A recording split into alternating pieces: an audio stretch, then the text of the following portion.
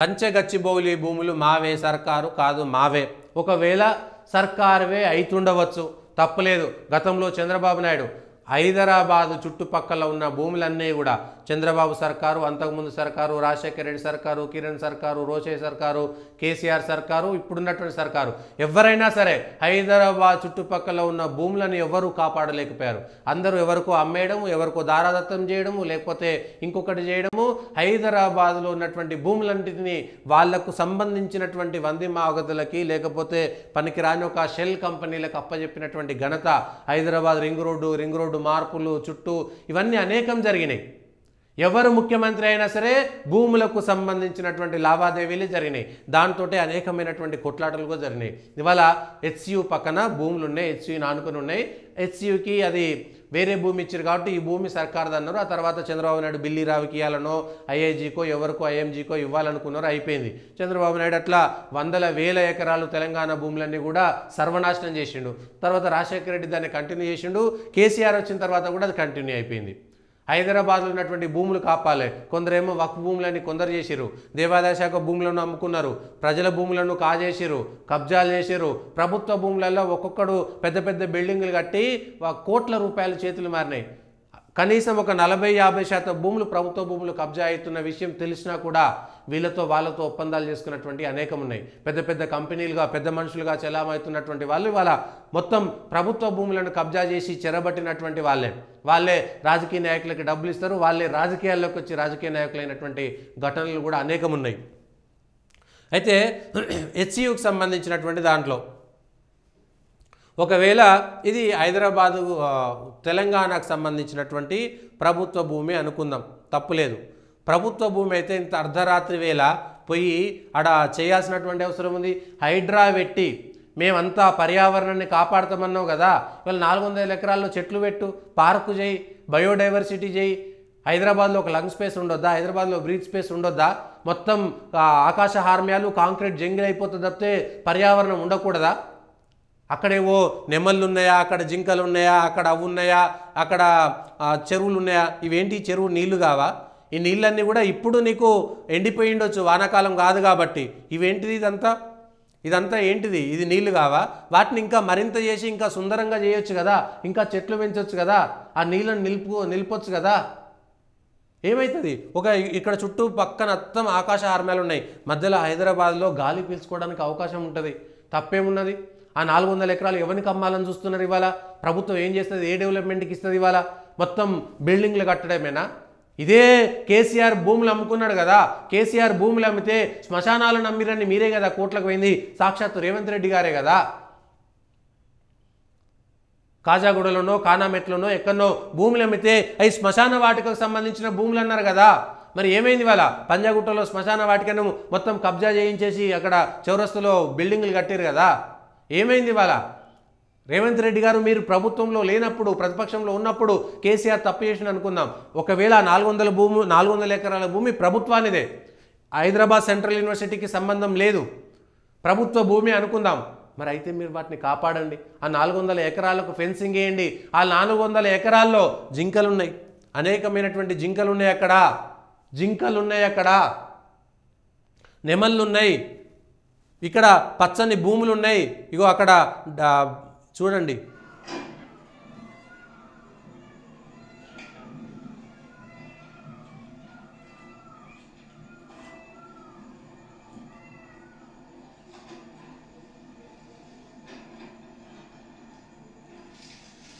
మీరు జేసీబీలు పెట్టి తవ్వుతుంటే రాత్రిపూట నెమళ్ళ అరుపులు ఏమున్నది? వల్ల తప్పేమున్నది? ఎస్, మీరు చేసింది కరెక్ట్ అయి ఉండొచ్చు. ఇంకొకటి కూడా వస్తుంది, ఈ జింకలు కూడా a deer kill today due to by the JCB action for forest clearing save University of Hyderabad అని. నిజమా కాదా? ఇవాళ ప్రభుత్వం చెప్పాలి. జింక అనేటువంటిది జాతీయ జంతువు కదా, జింకను చంపొద్దు కదా మన చట్టాల ప్రకారము. మరి ఇవాళ అక్కడ జింక చనిపోతే ఎవరి మీద కేసు పెట్టాలి? ఇవాళ నిజమా కాదా తేల్చి చెప్పండి. దాన్ని మసిపూసి మారేడుగాయ చేయాల్సినటువంటి అవసరం లేదు. ఎవరో వేటగాళ్ళు ఇవాళ జింక మాంసం తింటే అనేక మంది మీద కేసులు పెడతారు కదా. ఇవాళ జింకను చంపినటువంటి వాళ్ళు నిజమా కాదా, అది అబద్ధమా చెప్పండి. ఆ నిజాలు ఏమిటో తెలవాల్సినటువంటి అవసరం ఉన్నది. నిజాలేమిటో తెలవాల్సినటువంటి అవసరం ఉన్నది. ఇవాళ హైడ్రా పెట్టి మొత్తం చెరువులను కాపాడుతామని చెప్పేసి ఇవాళ మీరు ఎందుకు ఇన్ని బుల్డోజర్లు, ఇవన్నీ అవే, ఇన్ని బుల్డోజర్లు, జేసీబీలు ఇవన్నీ పెట్టి చెట్లను ఎందుకు నాశనం చేస్తున్నారు? ఇవాళ చెట్లు లేక ఇవాళ చచ్చిపోతున్నాం, ఎండలు మండిపోతున్నాయి, ఈసారి ఎండలు పెరుగుతున్నాయి అంటున్నారు. కాంక్రీట్ జంగిల్గా పెరిగిపోయి ఇష్టానుసారంగా 100 అంతస్తుల బిల్డింగులు కట్టడమే గొప్ప అభివృద్ధి. ఇవాళ మయన్మార్లో కూలిపోయినట్టు కూలిపోతే ఒక్కడు బతకడు. మధ్యలో లెంగ్ స్పేస్ 400 ఎకరాలు హైదరాబాద్ సెంట్రల్ యూనివర్సిటీకి లేకపోయి ఉండొచ్చు, మీరు చెప్పినట్టుగా, మీరు మాట్లాడినట్టుగా అయితే అయి ఉండవచ్చు, తప్పులేదు. మీరు చెప్పినట్టుగా ఏవో తీసుకొచ్చారు కదా, ఇవి 2004లో అప్పటి అర్ధనపు గిడ్దవారు, షేర్లింగపల్లి మండలం, హైదరాబాద్ వేరకు అబ్దుల్ ఖలీలు, మల్లేషు, రాజు అనే పంచులు, వ్యవసాయం కూలీలు వీళ్ళందరూ కలిసి ఏదో చేసినట్టుగా వీళ్ళకి అప్పచెప్పినట్టుగా పాత ఏవో తీసుకొచ్చి అప్పటి ఇవన్నీ తీసుకొచ్చి పెట్టిరు కదా, బయటికి పంపించారు. తప్పులేదు. ఒకవేళ హైదరాబాద్ సెంట్రల్ యూనివర్సిటీ వాళ్ళు మాదని వాదిస్తున్నారు, విద్యార్థులు చెప్తున్నారు, తప్పులేదు. కానీ 400 ఎకరాలను బయోడైవర్సిటీగా ఉంచండి. ఎందుకు మీరు దాన్ని ఇష్టానుసారంగా చెట్లు తీయలు కూలగొట్టడం? అక్కడ ఉన్నటువంటి చెరువుని కాపాడండి, నీళ్ళ నిల్వ ఉంటుంది, తప్పేమున్నది? ఇక్కడ ఆలోచించాల్సినటువంటి అవసరం ఉంది. మీరు రాసివ్వండి, మేము ఈ భూములను వేలం వేయమని. కేవలం వేలం వేయడానికి మాత్రమే ఇదంతా జరుగుతున్నది. ఏం చేస్తారు? ఇవాళ మొత్తం ఉష్ణోగ్రతలు పెరిగిపోతే పర్యావరణం మొత్తం నాశనం అయిపోతుంది.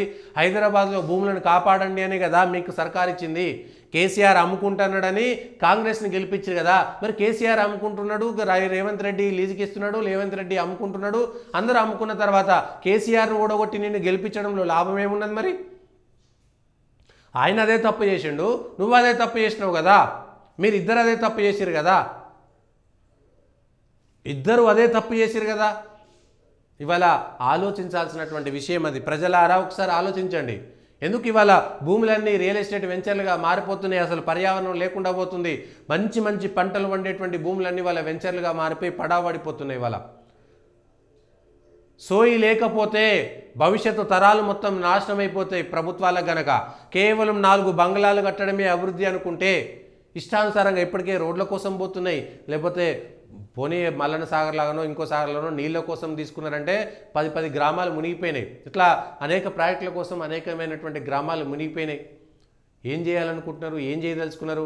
హైదరాబాద్ చుట్టుపక్కల ఇవాళ హైదరాబాద్లో రింగ్ రోడ్డు దాకా పెరిగిపోయినాయి. రింగ్ రోడ్ అవతల రేపు ఆర్ఆర్ఆర్ అయిపోతుంది. అంటే తెలంగాణ మొత్తం రియల్ ఎస్టేట్ బ్రోకర్లు, రియల్ ఎస్టేట్ తప్ప ఇంకా మనుషులు అనేటువంటి వాళ్ళు బ్రతకరా? రియల్ ఎస్టేట్ తప్ప ఇంకేమీ ఉండదా?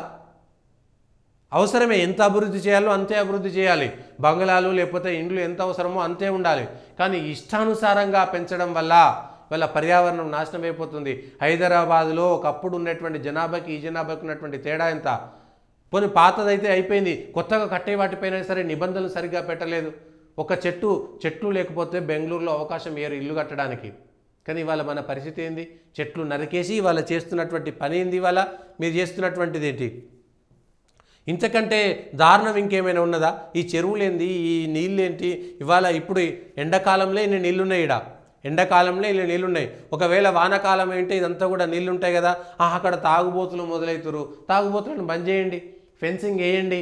మొత్తం అక్కడ వాళ్ళ హైదరాబాద్ సెంటర్లో కేబీఆర్ పార్క్ ఉంది, ఇంకా 4 రోజులు అయితే ఆ కేబీఆర్ పార్కును కూడా కూలగొడతారేమో. ఆ కేబీఆర్ పార్కును కూడా డెవలప్మెంట్ పేరు మీద చేస్తారేమో. ఉస్మాన్ యూనివర్సిటీలో కూడా ఇన్ని వేల ఎకరాలు ఎందుకు, ఇన్ని వందల ఎకరాలు ఎందుకని కేసీఆర్ అన్నాడు. మీరు అదే పని చేస్తారేమో. ఇంకా ఏది ఉండాల్సినటువంటి అవసరం లేదేమో. ఇక అన్ని బంగ్లాలు కట్టేసుకునే బతకండి, ఇంకేమి ఉండాల్సిన. పీల్చుకోవడానికి గాలి లేక కరోనా సందర్భంలో ఆక్సిజన్ కొనుక్కొని చచ్చిర్రు. ఇంకా బుద్ధి రాకపోతే, ఇంకా ప్రజలు మారకపోతే ఏం చేస్తారు? కేసీఆర్ ఏ తప్పు చేసిండో ఇవాళ రేవంత్ రెడ్డి గారు అదే తప్పు చేస్తున్నారు. కేసీఆర్ భూములు అమ్ముకున్నాడు, కేసీఆర్ తప్పులు చేసిండు, కేసీఆర్ అందరికీ వంది మాగలకు అప్పచెప్పిండు. ఇవాళ మీరు చెరువులు కాపాడతామన్నటువంటి వాళ్ళు ఇది చెరువు చేయండి, కాపాడండి. ఇక్కడ నీళ్లు నిలిచినాయి, ఇక్కడ నీళ్ళు నిలిచినాయి, ఇక్కడ నీళ్ళు నిలిచినాయి, గుట్టలు ఉన్నాయి, పుట్టలు ఉన్నాయి, చెట్లు ఉన్నాయి, మొత్తం ఎక్కడ ఉన్నాయో ఆల్రెడీ కబ్జాలు అయిపోయినాయి.